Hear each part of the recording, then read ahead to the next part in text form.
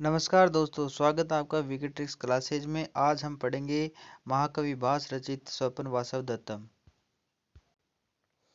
जो सामने देख रहे हैं वह राजा उदयन है। उनके हाथ में वीणा है। उसका नाम घोषवती है। और जो ये चित्र में रानी दिख रही है ये वासवदत्ता है। वासवदत्ता अत्यधिक सुंदर थी, तो इसके प्रेम में राजा उदयन अधिक आसक्त रहते थे। उन्होंने अपने राजपाट पर ध्यान देना बंद कर दिया और रानी वासवदत्ता के ऊपर आसक्त रहना चालू कर दिया। सदैव वासवदत्ता के साथ रहते थे। उन्होंने अपने राज्य के ऊपर ध्यान न दिया, इससे राज्य में कमजोरी चालू हो गई। जो पड़ोसी राज्य थे उन्होंने भी घाते लगाना शुरू कर दी।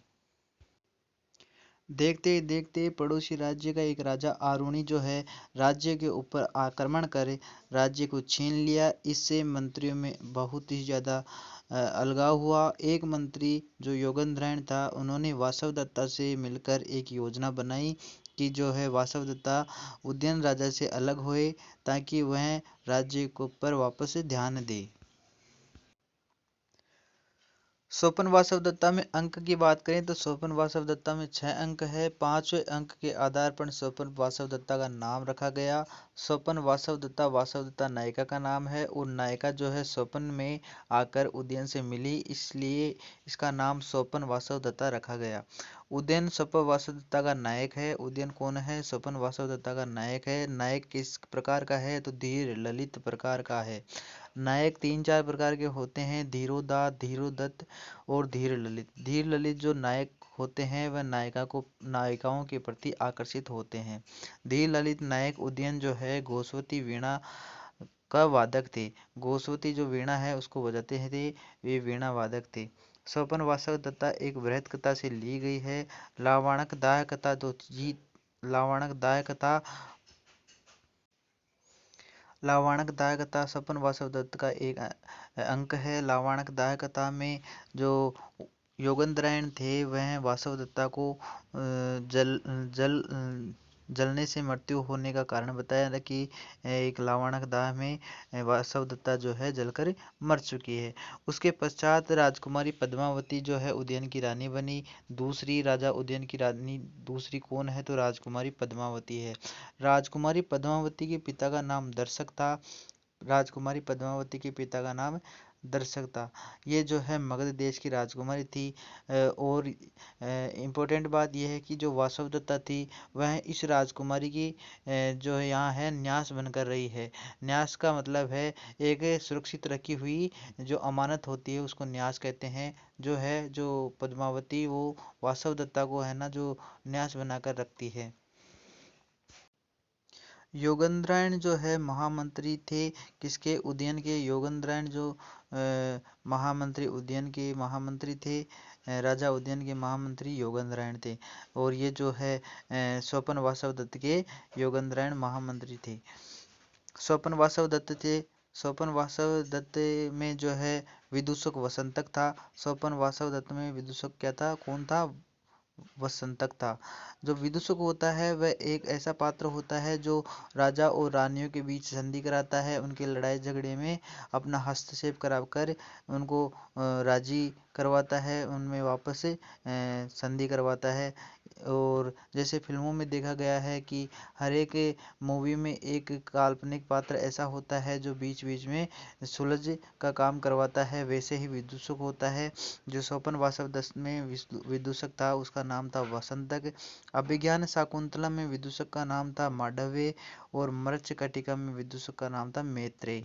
इस प्रकार से योगेंद्रन जो है महामंत्री थे उदयन के। स्वपन वासवदत्त के विदूषक था वसंतक और अभिज्ञान शाकुंतलम का विदूषक का नाम था मांडव्य।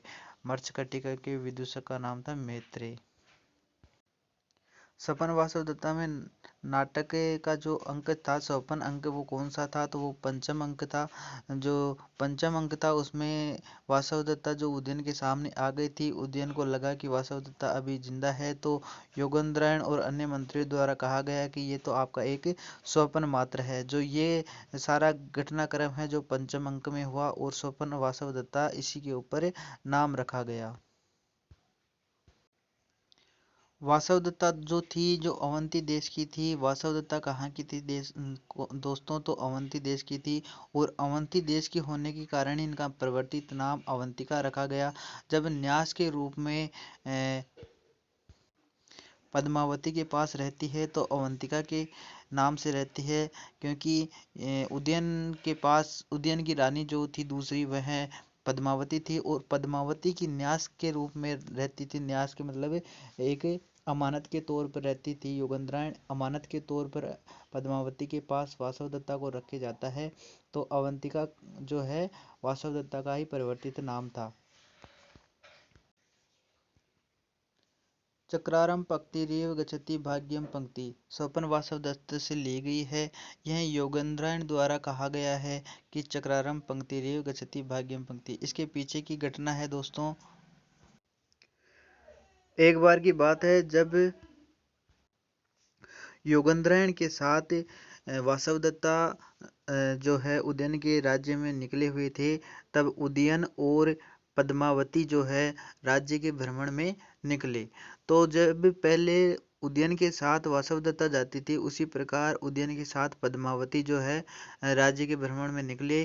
तो राज्य में जो भी लोग बाग थे, चौराहों पर जो भी लोग थे, या फिर सभी स्थानों पर जो भी लोग थे, तो जब राजा निकलता था तो वह अपने अपने स्थान पर ठहर जाते थे और राजमार्गों को खाली छोड़ देते थे ताकि राजा आसानी से निकल जाए।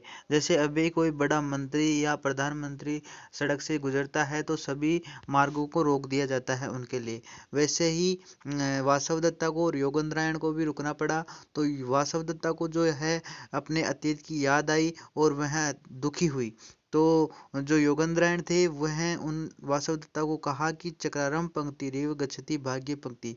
भाग्य की जो रेखा है वह एक चक्र के समान, चक्र के पहिए के समान घूमती रहती है।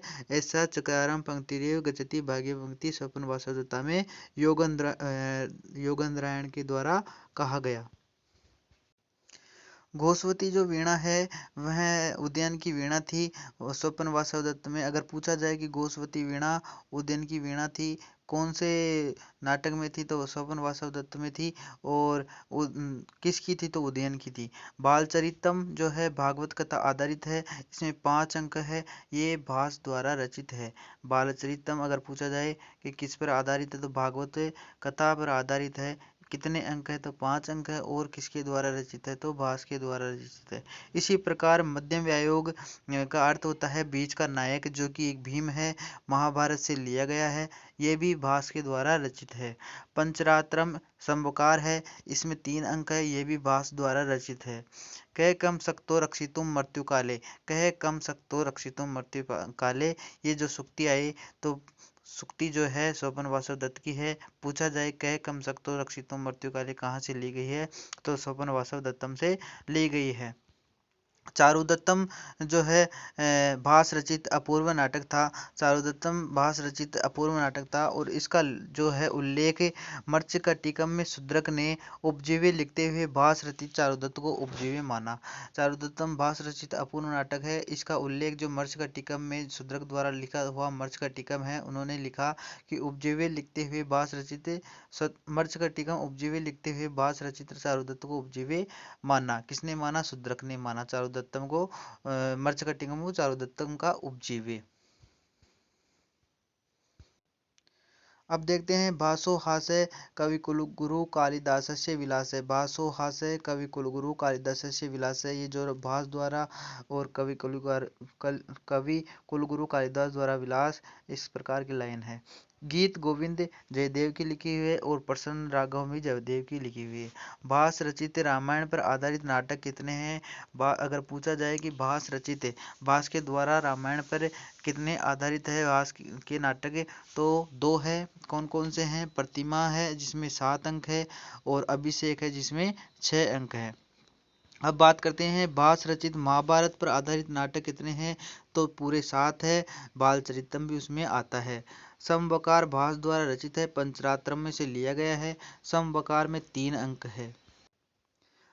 व्यायोग जो है एक दूत काव्य है, जो दूत घटोत्कचम और दूत वाक्यम ये महाभारत से लिया गया है।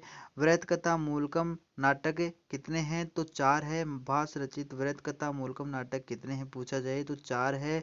जिसकी एक ट्रिक भी है कि चारों ने 4 प्रतिज्ञा लेकर स्वप्न में 6 अवि देखी। अवि भेड़ को कहते हैं। चारों ने 4 प्रतिज्ञा लेकर स्वप्न में 6 अवि देखी। इस प्रकार की ट्रिक है। इस ट्रिक को हम देखें तो चारुदत्त और प्रतिमा में 4-4 अंक है और स्वपन वासवदत्त और अविमार्कम में 6 अंक है। तो ट्रिक बनी है चारों ने 4 प्रतिज्ञा लेकर, तो चारों से चारुदत्त हो जाएगी, 4 से 4 अंक हो जाएंगे, प्रतिज्ञा से प्रतिमा हो जाएगी। इस प्रकार चारुदत्त और प्रतिमा में तो 4 अंक हो जाएंगे और स्वपन वासवदत्त और अविमार्कम में 6 अंक हो जाएंगे। इसके बाद में बोलता है चारों ने 4 प्रतिज्ञा लेकर, यहाँ तक। इसके बाद में बोलता है स्वपन में 6 अवि देखी, तो स्वपन वासवदत्त और अविमार्कम में 6 है अंक। अवि भेड़ को कहते हैं। ये ट्रिक याद रखने का एक फॉर्मूला है। चारों ने 4 प्रतिज्ञा लेकर स्वप्न में 6 अवि देखी, तो चारुदत्त और प्रतिमा नाटकर स्वपन वासवदत्त और अविमार्कम जो भास रचित है, इसमें अंक और इनकी जो वृत्त कथा मूलक नाटक है वो याद कर पाएंगे। अब बात करें हम भास रचित नाटकों में प्रस्तावना के स्थान पर किस शब्द का प्रयुक्त होता है? तो भास रचित नाटकों में प्रस्तावना के स्थान पर स्थापना शब्द का जो है शब्द का प्रयुक्त होता है। अब प्रस्तावना और स्थापना दोनों के पीछे नाना है, तो एक साथ हम बोलेंगे प्रस्तावना स्थापना प्रस्तावना स्थापना। तो प्रस्तावना के स्थान पर जो है स्थापना शब्द प्रयोग में आता है भास रचित नाटकों में। स्वपन वासवदत्त जो है प्रतिनायक कौन है? प्रतिनायक का मतलब एक तरीके से मान लीजिए कि विलेन मान लो या दुश्मन मान लो। स्वपन वासवदत्त का प्रतिनायक विलेन कौन था? तो आरुणि था, जो कि उदयन राजा था, वो वासवदत्ता के ऊपर आसक्त था। उस समय आक्रमण करके जो है उदयन के राज्य को अपने अधिकार में कर लिया था। और पूछा जाए कि अगर पुष्पभद्रक कौन था? तो ज्योतिषी था। पुष्पभद्रक ज्योतिषी था और प्रतिनायक आरुणि था। इसी प्रकार स्वपन वासवदत्त में उपजीवे, तो स्वपन वासवदत्त का उपजीवे कौन है? स्वपन वासवदत्त से पहले का उपजीवे जो है प्रतिज्ञ योगंधरायण, योगंधरायण द्वारा प्रतिज्ञा ली गई थी, ऐसा उपजीवे जो है स्वपन वासवदत्त का माना जाता है। पद्मावती की वरमाला किसने बनाई? बहुत ही भावुक जो समय आया था कि पद्मावती जो थी, योगेंद्रायण ने जो वासवदत्ता को तो व्यास के रूप में, न्यास के रूप में रख दिया गया था। किसके पास? पद्मावती के पास। और जो पद्मावती थी वो राजा की दूसरी पत्नी, उदयन राजा की दूसरी पत्नी जो बनने जा रही थी, उसकी जो वरमाला थी वो किसने बनाई? तो अवंतिका ने बनाई। अब पूछे कि अवंतिका कौन है? तो अवंतिका दोस्तों वासवदत्ता है। अवंती देश की वासवदत्ता थी, इसलिए उनका नाम ही अवंतिका रखा गया। तो जब ऐसा हो, ऐसा सीन आए अपनी ज़िंदगी में कि अपने ही पति की वरमाला हम अपने हाथों से बना रहे हैं, तो ये एक भावुक समय होगा सबके लिए ही। तो इसमें जो फूल थे वो 2 प्रकार के फूल जो है इसमें गूंथने थे। एक तो अविद्वाकरण और एक सपत्नी मर्दनम। दोनों का अर्थ होता है कि अविद्वाकरण का तो अर्थ था कि मैं विधवा ना हूँ, और दूसरा फूल था जिसका जो अर्थ था अन्य पत्नी मर जाए। सपत्नी मर्दनम मतलब राजा की जो दूसरी पत्नी है वो मेरे आते ही मर जाए। ऐसी जो वरमाला में जो 2 फूल बने रहे थे वो मंत्रे हुए फूल थे। वो जो फूल अवंतिका के हाथों से मंत्र बुनने थे माला में, तो उसमें क्या है, अविधवाकरण में विधवा ना हूँ, इसका तो अवंतिका ने उस माला में पुरोहित कर दिया, पुरो दिया माला में। और सपत्नी मर्दनम अन्य पत्नी मर जाए, इसको पुरोहित नहीं किया गया। तो पूछा जाए कि कौन सा जो है सपत्नी मर्दनम और अविधवाकरण में कौन सा पुरोहित किया गया? तो अविधवाकरणम तो पुरोहित किया गया था और सपत्नी मर्दनम नहीं किया गया था। अब बात करें हम चतुर्थ शताब्दी, तो महाकवि भास की कौन सी शताब्दी थे? कौन सी शताब्दी में महाकवि भास जो है रचना नाटकों की रचनाकार बने? तो चतुर्थी शताब्दी जो है महाकवि भास की थी। और त्रयोदश नाटकम जो 13 नाटक थे वो टी गणपति शास्त्री ने प्रकाशित करवाए। भास नाटक चक्र में कितने करवाए? 13 नाटक जो है टी गणपति शास्त्री ने प्रकाशित करवाए। 1909 से 1912 को भास नाटक चक्र कहा जाता है। 1909 से 1912 को, 1909 भी आ सकता है क्वेश्चन में और 1912 भी आ सकता है, दोनों को ही मानते हैं। जो जैसा क्वेश्चन आए उसके अकॉर्डिंग अपन को करना है। 1909 आए तो 1909 सही है और 1912 आए तो 1912 भी सही है, दोनों को ही मानते हैं। ये जो है भास नाटक चक्र था। 13 नाटक जो त्रयोदश नाटकम थे वो टी गणपति शास्त्री ने प्रकाशित करवाए। और चतुर्थ शताब्दी जो है महाकवि भास के काल था। इस प्रकार हम महाकवि भास और उनके द्वारा रचित स्वप्न वासव दत्तम को अच्छी तरीके से पढ़े थे।